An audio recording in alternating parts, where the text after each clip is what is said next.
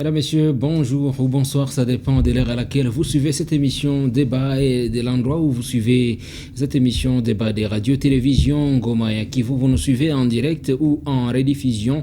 C'est un plaisir pour nous de vous savoir nombreux à suivre cette émission débat des radios-télévisions Ngoma et Kivu. Je suis Mitima de la Chance, très heureux de vous retrouver dans cette nouvelle émission débat des RTNK, cette émission qui ne reste qu'avec 3 numéros pour que on puisse donc terminer ensemble cette année 2022. Merci de partout où vous nous suivez. Vous nous suivez à la radio, à la télévision. Vous nous suivez également en ligne sur Internet, en direct sur YouTube ou sur Facebook. C'est un plaisir pour nous de savoir que vous avez recherché Radio-Télévision Ngoma Yakivu en direct. Et là, vous êtes en train de nous suivre. Je m'en vais vous saluer également, vous qui nous suivez à travers nos RTNK dans les territoires, notamment vous qui nous suivez à travers RTNK Kaziba ou la RTNK Chirano. C'est un plaisir pour nous de les savoir. Vous nous suivez aussi sur notre site internet, à la radio, sur les www.rtnk.org à travers le monde entier. Vous nous suivez également à la radio dans la sous-région des Grands Lacs africains sur 88.5 MHz. C'est un plaisir pour nous de les savoir, mesdames, mesdemoiselles, messieurs. Cette émission débat a un grand titre pour aujourd'hui, notamment la destitution du gouverneur du Sud Kivu. Vous êtes sans ignorer que le gouverneur du Sud Kivu, Teongwa Bijekasi, a été destitué par l'Assemblée provinciale du Sud Kivu cette semaine. L'Assemblée provinciale du Sud Kivu qui a donc voté pour son départ, et c'est là après 2 motions de défiance. C'est la motion de censure contre les gouvernements provincial du Sud Kivu qui a été votée. Cette assemblée provinciale qui, il faut le rappeler, avait voté les gouverneurs Teongwa Bidje avec une majorité écrasante et qui a décidé donc aujourd'hui qu'il ne faisait pas bien son travail, qu'il fallait qu'il parte. Alors, qu'est-ce qui s'est passé ces jours-là? On en parlait dimanche dernier concernant cette motion de censure, vous vous rappelez. On va encore en parler aujourd'hui. Et qu'est-ce qui va suivre? Donc, quelle est la suite des choses? On va parler de cela, mesdames, messieurs, dans cette émission débat. Mais bien avant cela, j'ai le plaisir de recevoir sur ce plateau les enseignants. Vous êtes sans ignorant parce qu'on en parlait quand ils étaient encore à Mbouela. Ils sont ici à Bukavu. Ils sont venus vous dire ce qui s'était passé à Mbouela ces jours-là.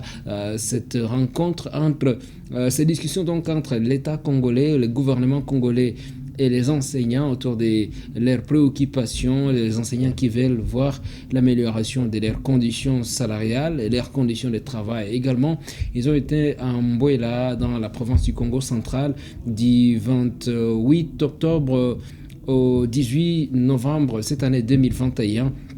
Alors, qu'est-ce qui s'était passé ces jours-là? Pourtant, ça fait une semaine depuis que les enseignants ont continué, donc les enseignants de l'école primaire, ils ont été catégoriques. Il y en a qui ont donc refusé, ils ont décidé de rester à la maison en attendant que le gouvernement puisse réaliser toutes ces promesses. J'ai le plaisir de recevoir sur ces plateaux Roger Matabaro, qui est le secrétaire provincial du syndicat des enseignants du Congo. Bonjour, monsieur Matabaro Roger. Bonjour, monsieur La Chance. Je salue tous les camarades enseignants, et tous les parents et tous les élèves et tous les auditeurs de la radio de Ngoma qui nous écoute assez nettement. Merci bien. Il y a à vos côtés Tadé Ziromana. Il est du syndicat national des enseignants des écoles catholiques Sinecat. Bonjour Tadé. Bonjour de la chance. Je salue également tous les auditeurs de la RTNK et en particulier les enseignants qui nous suivent à ce moment ici. Merci d'avoir accepté notre invitation. Vous deux, vous venez de Mbouela, dans le Congo central. Je vais commencer par Mzee Roger Matabaro. Alors, qu'est-ce qu'on peut retenir de ces assises de Mbouela? Bon, avant de parler de ce qu'on peut retenir, il faudra qu'on fasse connaître aux gens Mbouela. C'est quoi Mbouela? C'est une petite partie de Kisantu, comme on peut appeler Koko Lodge. Voilà. Et là, il y a aussi Mbouela Lodge. Il existe aussi Mbouela Village. Donc, c'est une ferme d'Antoine Gonda où les gens de Kinshasa, quand ils sont rassasiés, vont Ils vont juste faire quelques... oui. Donc pour une partie à Mbuela Lodge. Oui, oui. Oui. Je vais, permettez un tout petit peu, je vais rappeler à ceux qui nous suivent que c'est possible de participer dans cette émission débat. Les numéros restent les 09 92 11 30 86. Je répète, 09 92 11 30 86. Vous qui nous suivez à la télévision, les numéros sont affichés sur vos petits écrans.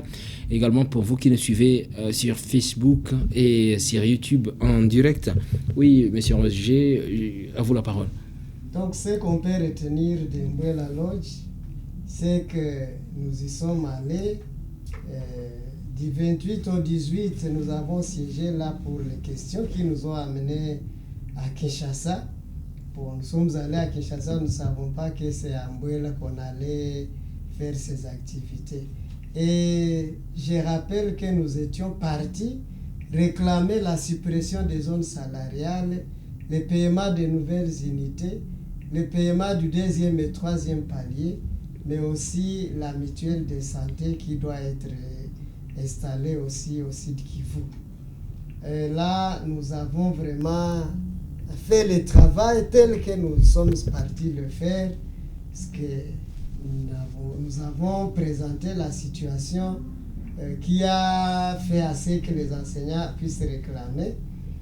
Et voir que l'enseignant de Kinshasa dépasse jusqu'à aujourd'hui, puisque nous n'avons pas amené la solution dans la poche. Et nous n'avons amené que la promesse telle qu'on va supprimer ces zones salariales. C'est-à-dire l'enseignant de Kinshasa a dépassé celui du territoire 170 000 francs congolais à celui de la ville de Bukavu, pour parler donc des chefs-lieux de province, 75 000 francs congolais. Et là, on nous a montré que ce n'était pas des zones salariales, mais c'était une différence seulement des avantages sociaux. Et nous avons dit que nous ne voulons pas qu'il y ait des différences, mais dans les avantages, puisque nous abattons un même travail, nous exécutons un même programme. Et nous avons été écoutés, puisqu'on nous a donné le temps de faire des simulations pour mettre fin à ces zones salariales, et ce qui a été fait. Et on nous a promis qu'on va payer en tenant compte de nos recommandations dans le budget 2022.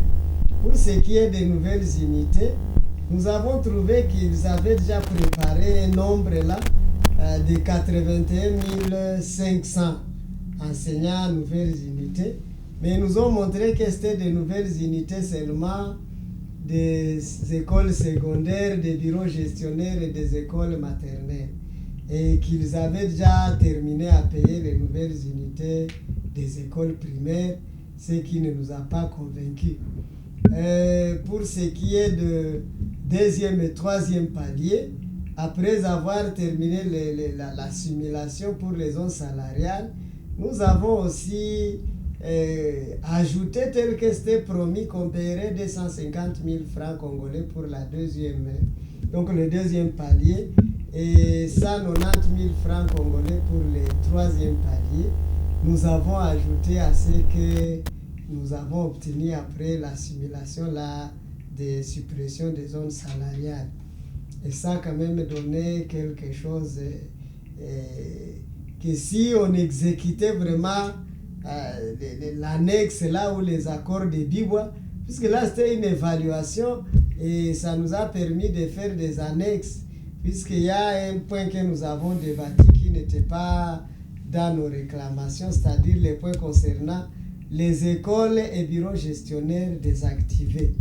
Et là, on a dit qu'on était en train de travailler, on a demandé que chaque du PROSEC, c'est-à-dire chaque directeur provincial du SECOP, envoie des recours pour ceux-là qui n'étaient pas d'accord que leurs écoles pouvaient être désactivées ou leurs bureaux gestionnaires.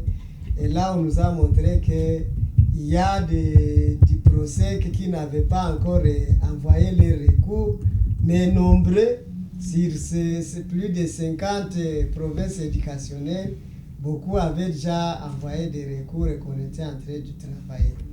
Un autre élément qui nous a réjouis, nous avons aussi parlé des points, donc des agents d'appoint Et on a accepté qu'il faudra qu'on fasse une étude pour que ces agents soient aussi payés dans toutes les provinces, puisqu'ils n'étaient payés qu'à l'ouest de la République, pendant qu'ils en existent aussi à l'est. Mais un élément aussi que personnellement je n'ai pas apprécié, peut-être tous les membres du CIECO, c'est qu'il y a un élément qui est intervenu qui n'était pas dans nos revendications, c'est celui de pouvoir ressusciter les problèmes de motivation. On a signé une circulaire le ministre de l'EPST sur demande bien sûr de certains enseignants, de nos collègues. Là, vous indexez les syndicats. Bon, les enseignants des écoles catholiques. Les enseignants des écoles catholiques. On n'indexe pas les syndicats, mais nous avons trouvé que ce sont des enseignants de ces syndicats qui se réjouissaient des écoles catholiques. Quand on a signé la circulaire. Pendant que nous autres nous disions on ne devrait pas signer une circulaire qui n'était pas passée par les cadres du dialogue. Alors, dès lors qu'on était au dialogue, rien ne devrait plus se faire à l'extérieur de ce concrètement, c'est quoi la motivation? Qu'est-ce que la motivation des enseignants? Ça veut dire pour le fait de demander que les parents puissent encore reprendre les enseignants en charge. Ce n'était pas normal que nous soyons en face de notre employeur et que nous étions partis réclamer qu'on puisse supprimer les zones salariales et que nous puissions encore demander que les parents puissent reprendre les enseignants en charge. Puisqu'il n'y a pas de zone salariale qui dépasse ces paiements des enseignants par les parents. Puisque dans ce cas, vous trouverez que chaque école constitue une zone salariale. Et c'est là que nous avons trouvé. Donc c'est un point d'échec que j'ai constaté dans ce qui Merci bien. Permettez que j'écoute Tadé Zeromana rapidement. C'était une satisfaction en Mbouela, sauf que pour Roger, en tout cas, c'était pas du tout cool d'exiger qu'il y ait cette motivation, hein, okay, donc cette contribution-là des parents pour l'éducation de leurs enfants, c'était pas du tout cool. Oui, bon, comme vient de le dire le doyen Roger, il y a eu satisfaction, même s'il dit qu'il y a certains enseignants qui ont ramené la prime, je ne crois pas passer à la compréhension, parce qu'on n'a pas autorisé aucun chef d'établissement de demander la prime. Et il semble que c'est vous, les enseignants des écoles catholiques, qui avez jubilé. Non, bon, ça c'est une façon de dire pour Roger, mais ce n'est pas ça, parce que et lui et nous, personne n'a su comment cette circulaire est sortie, parce qu'on demandait au ministre seulement de clarifier la question de la gratuité. À quel niveau s'applique la gratuité de l'éducation? Et il a précisé que ça s'applique aux 6 classes de l'école primaire, c'est-à-dire les 6 classes du primaire. Et il a très bien défini la gratuité, c'est quoi? Il a dit, et nous étions avec Roger devant lui, il a dit, la gratuité signifie les parents ne donnent pas un seul rond pour l'éducation de son enfant. Et la non-gratuité, c'est donc le contraire. Là, les parents donnent quelque chose pour l'éducation de ses enfants. Et à ce moment-là, il a dit, cet argent-là ne doit pas être fixé par les chefs d'établissement selon qu'il comprend, selon qu'il sent son intérêt ou sa volonté, parce que c'est l'argent de l'État. Et là, il a demandé que les gouverneurs, dans les arrêtés, qu'ils fixent ces frais-là. Et pour les cas d'ici chez nous, vous connaissez ce que le gouverneur et on en a débattu donc, dans cette émission-là, entre 3 et $90 américains. Ce n'était pas la prime dans ce sens, parce que c'est de l'argent de l'État que peut-être les enfants, les parents vont payer de manière indirecte pour juste appuyer à la rémunération des enseignants du secondaire. Et c'est ça qui nous a tiqué exactement. Parce que quand on a ouvert cette brèche pour les enseignants du secondaire, il n'y a pas eu de solution pour les enseignants du primaire. Quand on a dit qu'on va ajouter quelque chose de 30 000, 35 000 pour la prime de la bourse, c'est un regret. Parce que voir les coûts de vie aujourd'hui, vous dites à quelqu'un qui est bon, pour votre vie, nous vous donnons 30 000, 15 $. Non, c'est une moquerie, comme je l'ai toujours dit. Alors il y a eu une satisfaction dans ce sens. Et ils ne sont pas prêts à soutenir le gouvernement dans ce sens.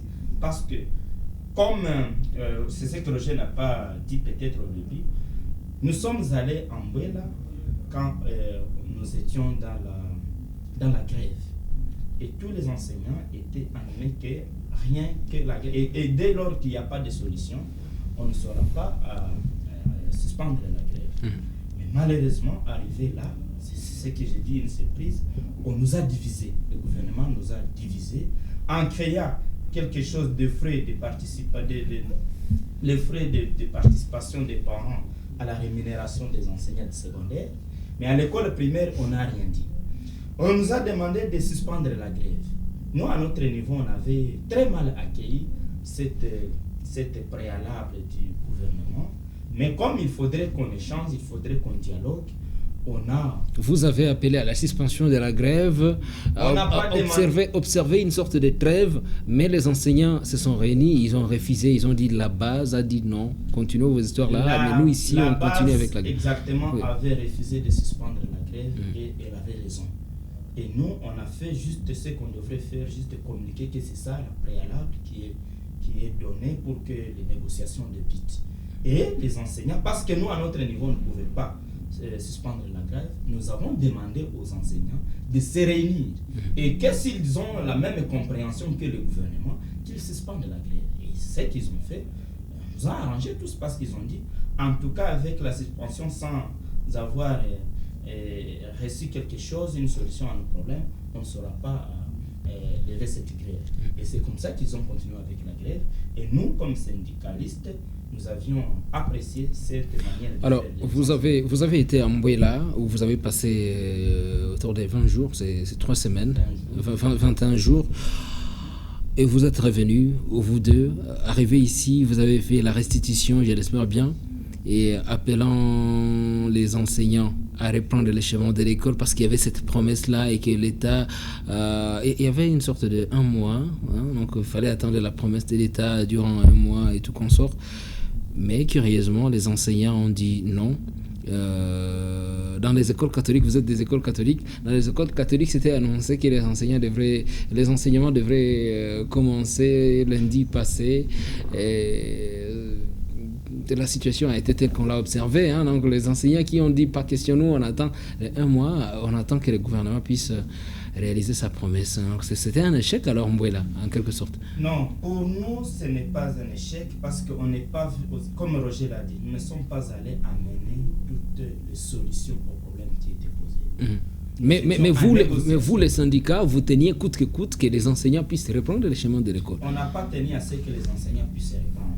Nous avions présenté nous avons fait la restitution des assises. C'était alors aux enseignants d'apprécier.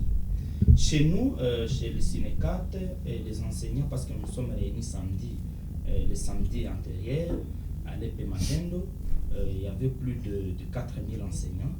Et ces enseignants ont dit, comme ce sont des promesses que vous nous amenez, alors qu'on avait déjà refusé les promesses, nous pensons que nous pouvons maintenant aller à l'école à partir de ce lundi pour que nous puissions donner 1 mois. C'est-à-dire, si le gouvernement, comme vous venez de dire que le gouvernement a montré que l'argent ne pouvait pas sortir directement comme ça parce qu'il faut un processus pour que l'argent soit libéré.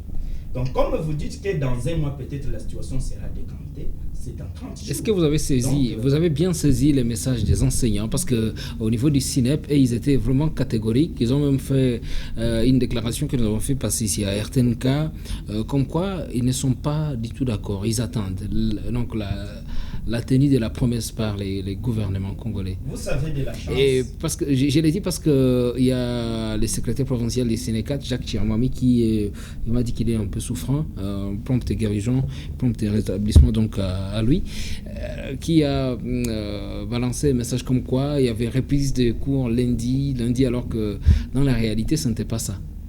Oui, bon, c'est ce que j'ai dit. Déjà, à partir de samedi, après la restitution, les enseignants se sont convenus de rentrer et observer 1 mois de travail pendant que le gouvernement sera en train d'organiser tout pour qu'en décembre, ils soient tous payés. Et ils ont accepté de reprendre les chemins de l'école à partir de ce lundi. Mais entre-temps, il y a de ces enseignants-là qui disaient que non, on ne rentrait pas.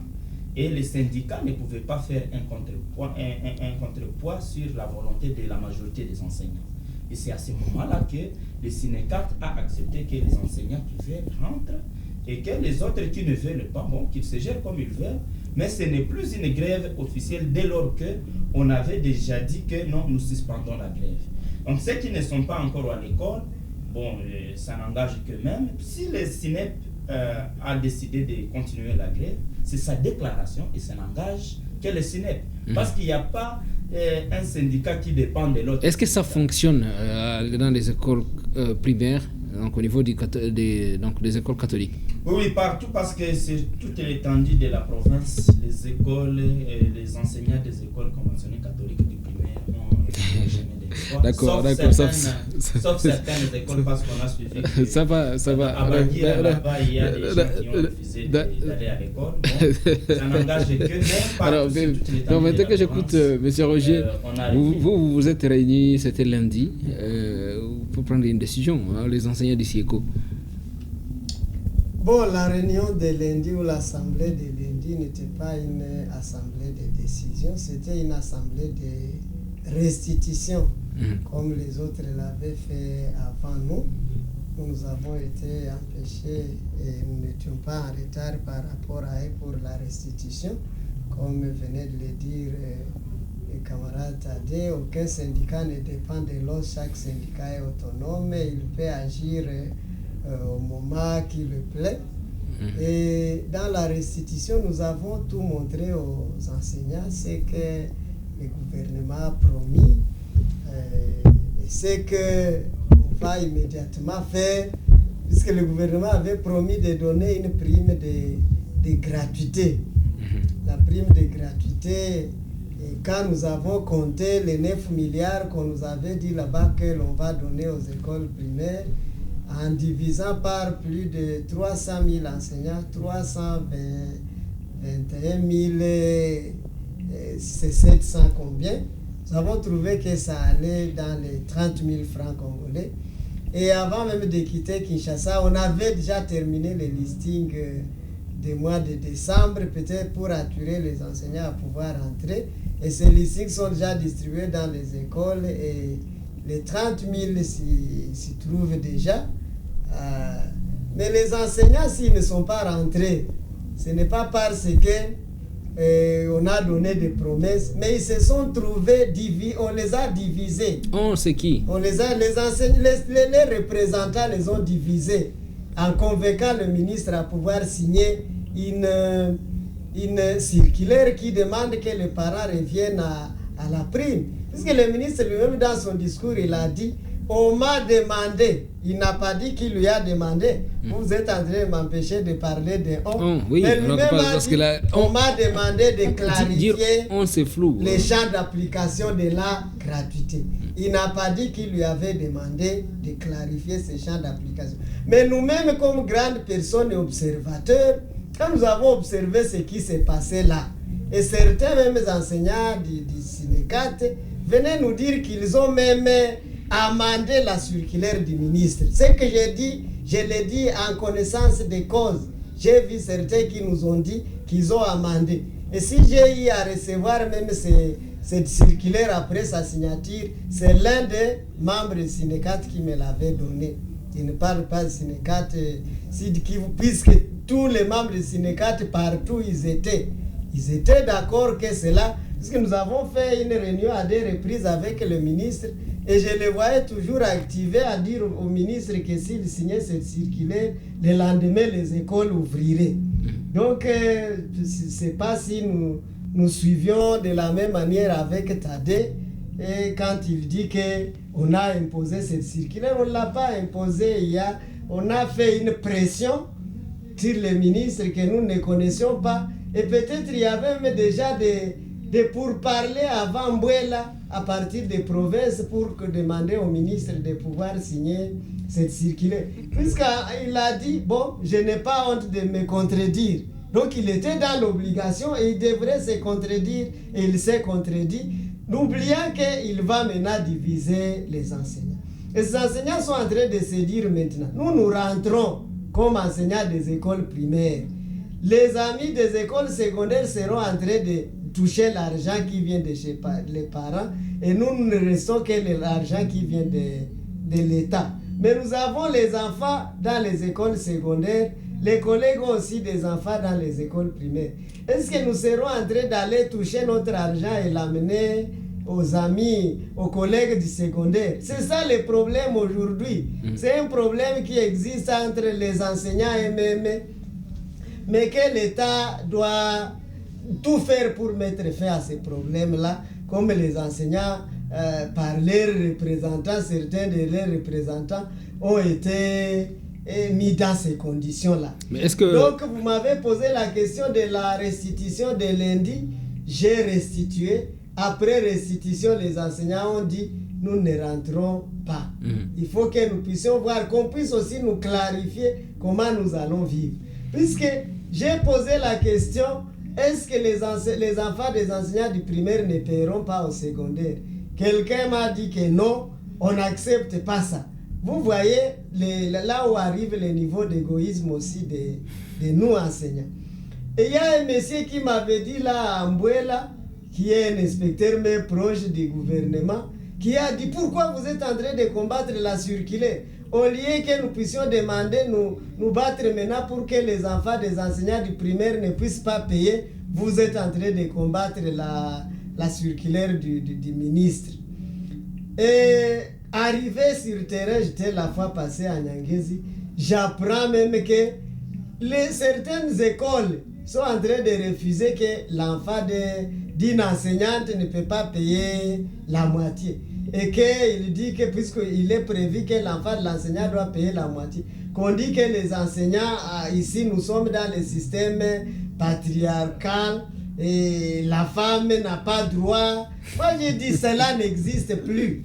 Et même dans la réalité, donc la femme jouit des mêmes avantages que l'homme. Et donc ça pose problème. Et ça pose maintenant problème à Nyangezi. Je ne sais pas ce qui ça sera ici. D'accord, merci monsieur Roger. Il y a le temps qui court derrière nous.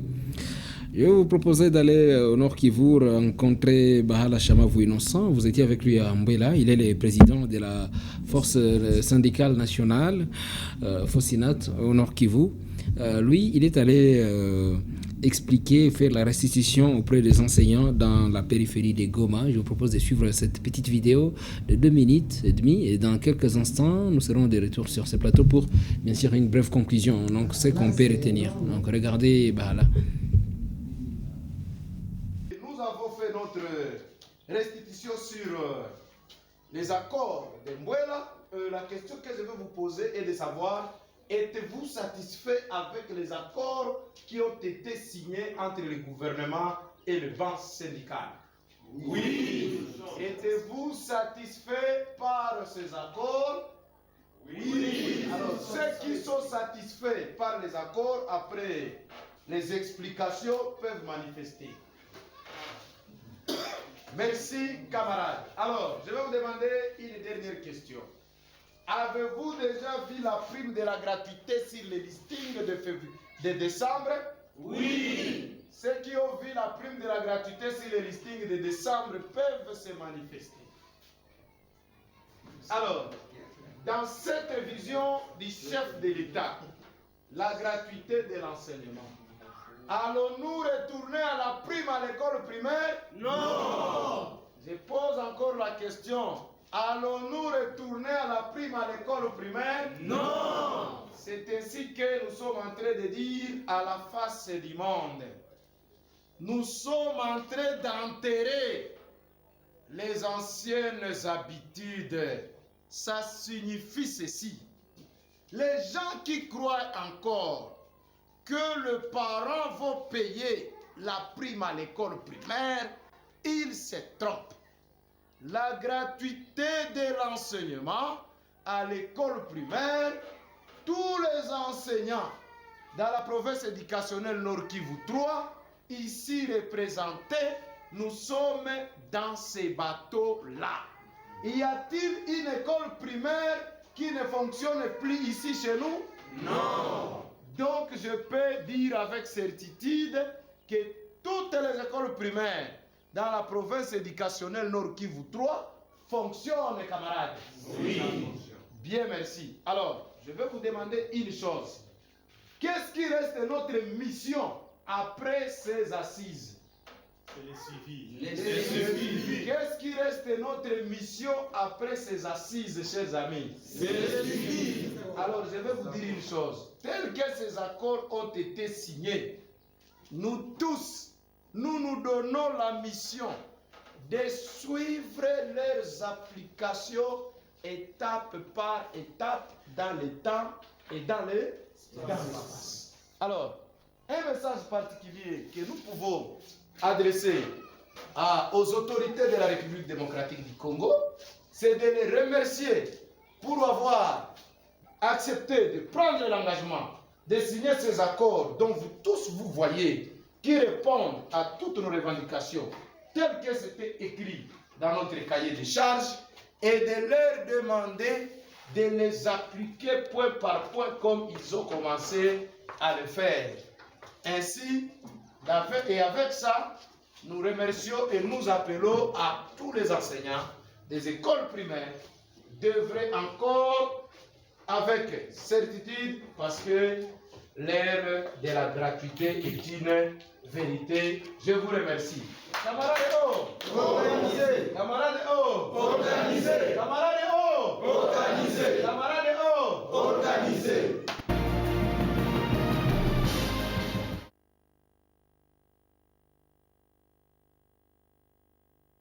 Ces assises de Mbouela, les enseignants des écoles primaires qui restent donc à la maison. Alors, qu'est-ce qu'il faut conclure? Je vais commencer par vous, Tadé. Oui, rapidement, il y a un sujet. Je crois que les enseignants devraient comprendre que pour que notre action soit encore d'actualité, parce que même ici à la RTNSK, on ne parle plus de ça régulièrement. Il faudrait de quoi? Parler de quoi? De la grève des enseignants, ce n'est plus d'actualité. Et bien sûr, on en parle. Oui, je vous ai invité parce qu'on en parle.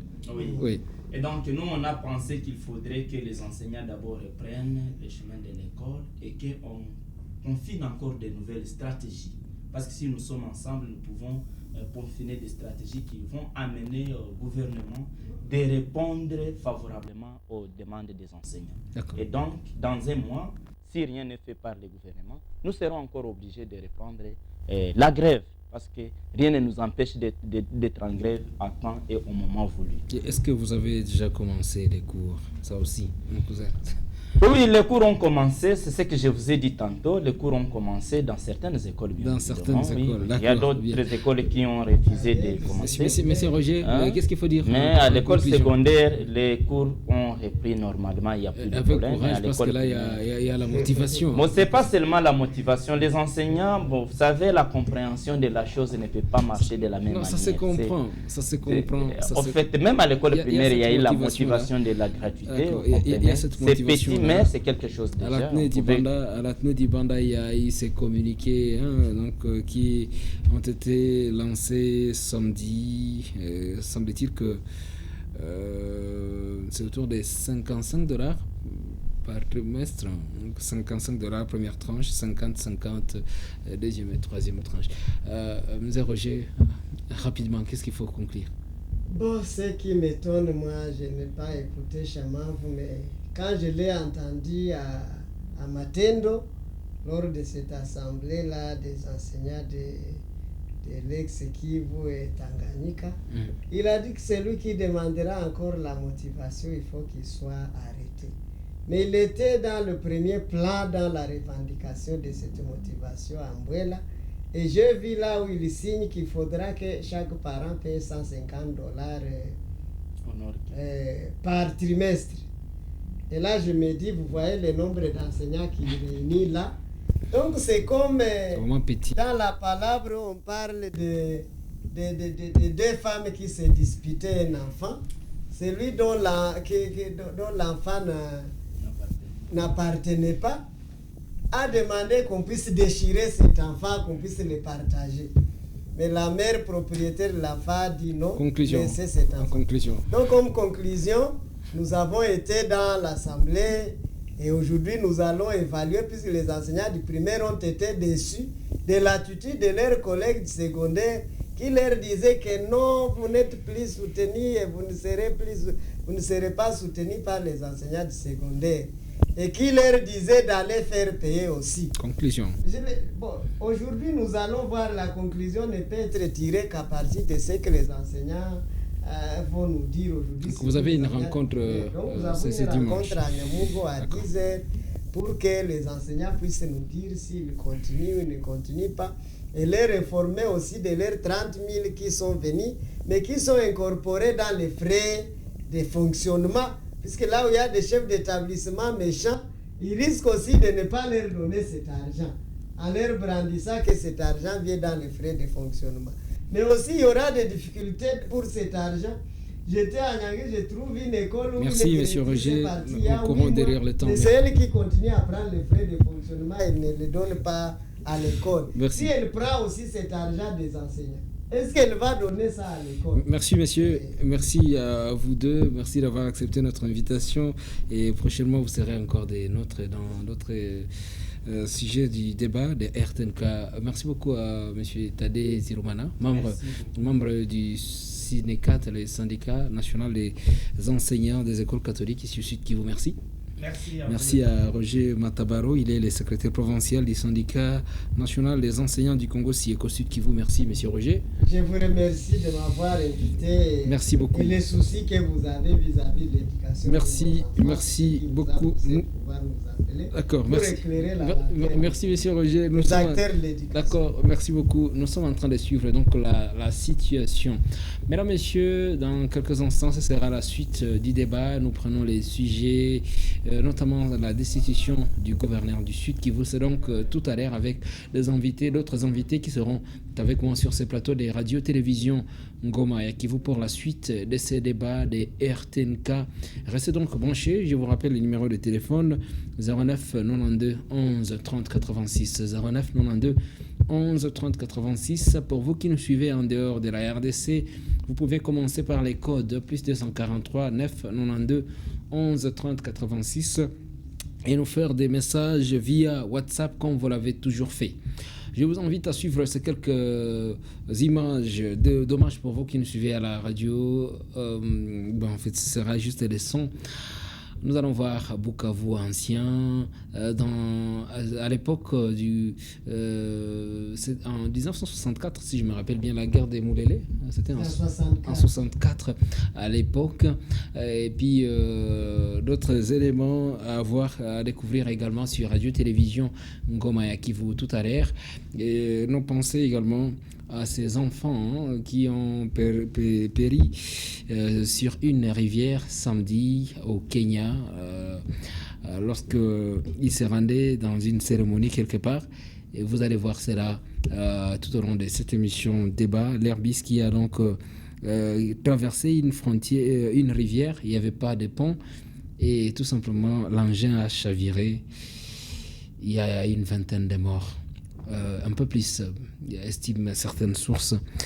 Nous pensons donc à ces enfants-là qui ont péri et également à ces adultes, parce qu'il y avait également des adultes dans les gros bus qui voulaient traverser la rivière. À suivre donc tout à l'heure. Je vous retrouve dans quelques instants pour la suite du débat sur RTNK.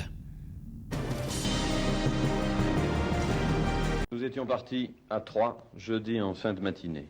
À Troyes, Jacques Danois de Radio Luxembourg, Franz Ponchot, mon cinéaste, et moi-même. Destination, Bukavu.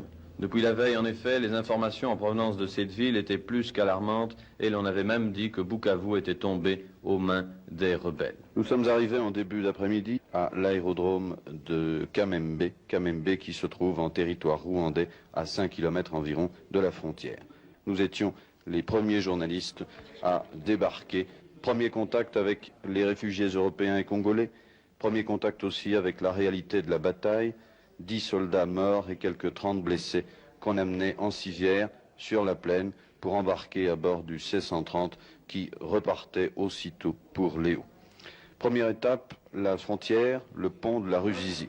Nous passions à bord de la voiture du président du gouvernement provincial du Kivu, M. Manango, et ce dernier, nous devions d'ailleurs le retrouver quelques minutes plus tard à l'entrée de Bukavu. En quelque sorte, nous avons été attaqués à l'improviste par des rebelles déguisés en militaires de l'armée nationale. Ça a commencé à quelle heure exactement hier? Vers 15 h de l'après-midi. Et comment avez-vous pu tenir face à ces rebelles? Comme toujours nous avons tenu, ce n'est pas la première fois, il y a plus de 7 mois que nous tenons. Et donc pour nous, me demander comment nous avons tenu, ça serait peut-être un mot de trop. Et nous sommes un peu habitués et nous nous y attendions. Nous étions les premiers à recevoir les chocs. Et comme toujours, jour et nuit, nous savons que nous pouvons être attaqués n'importe quand. Est-ce qu'il y a beaucoup de pertes de part et d'autre? Je crois que il serait trop dire si vous pouvez vous permettre de passer sur l'avenue principale. Vous raconterez bien les preuves qui vous prouveront ce qu'on a pu faire. C'est d'ailleurs ce que nous avons fait à bord d'un véhicule militaire, d'un véhicule découvert. Tout autour de nous, des soldats, des policiers, fusils ou mitraillettes pointés vers les façades des maisons. Partout, des cadavres jonchaient le sol, ainsi par exemple devant la poste où, selon notre guide, des insurgés étaient encore retranchés. Et il y a un des rebelles qui se trouve là-bas. En tout cas, il faut... Dites à lui qu'il revienne, qu'il revienne. Franz, reviens! Qu'il vienne. Reviens! C'est dangereux par là? Ici, c'est le cadavre de Moulelis. Il y a longtemps qu'il est là, je crois que depuis hier, quand a commencé la guerre avec eux. Que se passe-t-il par là? On tire? Les rebelles se cachent là-dedans. Il y a encore des rebelles donc dans la poste? Il y a beaucoup de rebelles là-dedans. Et c'est pour ça que les soldats se trouvent en face? Oui. Est-ce que ces rebelles sont armés de fusils également, oui? Certainement. Ils ont leurs fusils là-dedans. Et si c'était des rebelles, ceci, c'est un véritable charnier, là. Oui, oui, ce sont des rebelles qui nous suivaient. Et ils ont été tués à la grenade? Ils ont été tués par l'auto-blindé. Ce sont des rebelles qui se cachent vers... Vous voyez, celui-ci est encore en vivant. C'est-à-dire qu'il ne meurt pas si longtemps. Et on va le laisser mourir là? Oui, nous restions là, sidérés. Ils ne meurent pas, ils ont beaucoup de choses, de remèdes. Ça, moi, je ne sais pas c'est quelle espèce de remède qu'ils ne meurent pas. Ils ont beaucoup de remèdes, n'est-ce pas, pour se défendre contre les cartouches. Est-ce que les rebelles ont un uniforme? Oui.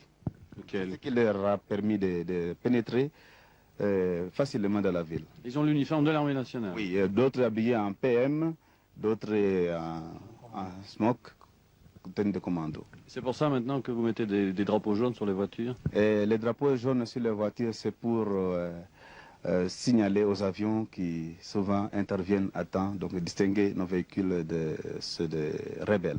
Est-ce que les avions sont intervenus avec des roquettes jusqu'ici? Efficacement. Hier matin, tout était calme. Cependant, sur l'avenue Royale, des soldats de l'armée nationale déchargeaient le camion qui était rempli de cadavres de moulélistes. Et c'est alors que la fusillade commença.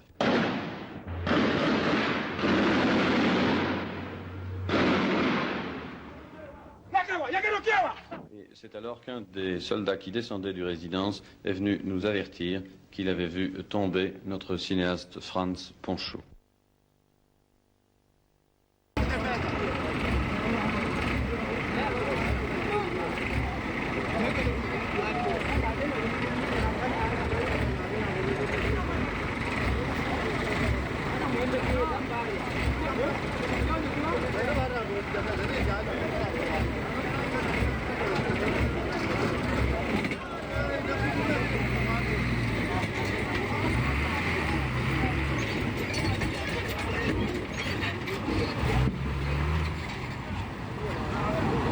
Ndoyo.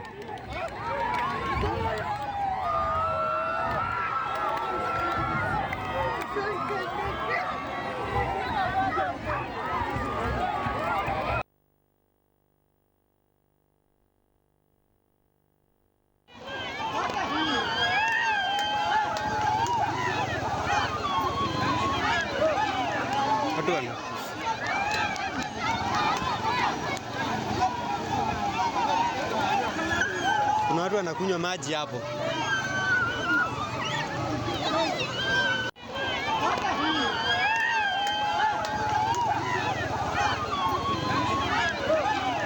Watu wana.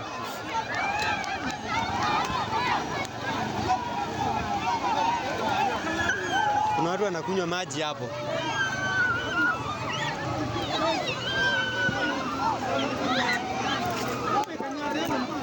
Huyu na yeye.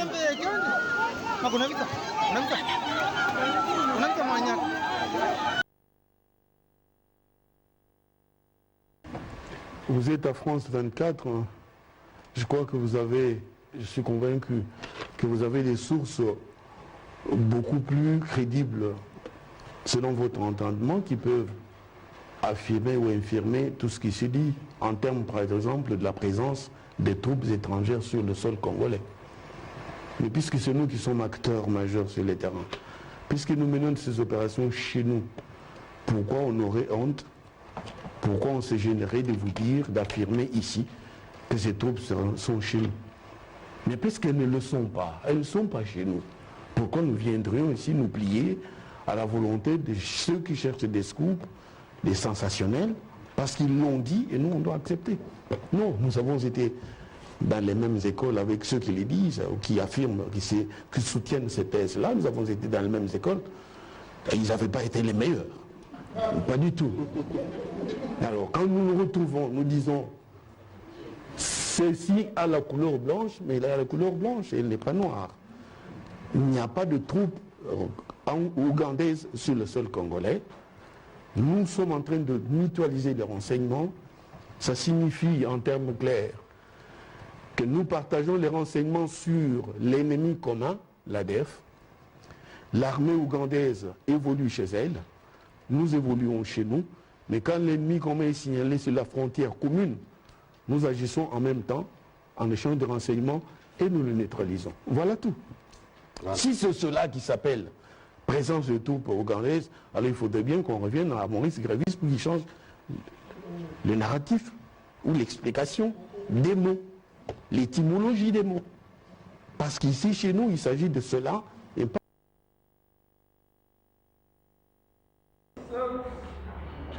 7, 8, 9, 10, 11, 12, 13, 14, 15, 16, 17, 18, 19, 20, 21, 22, 23, 24, 25, 26, 27 bulletins. Exprimés. Voilà.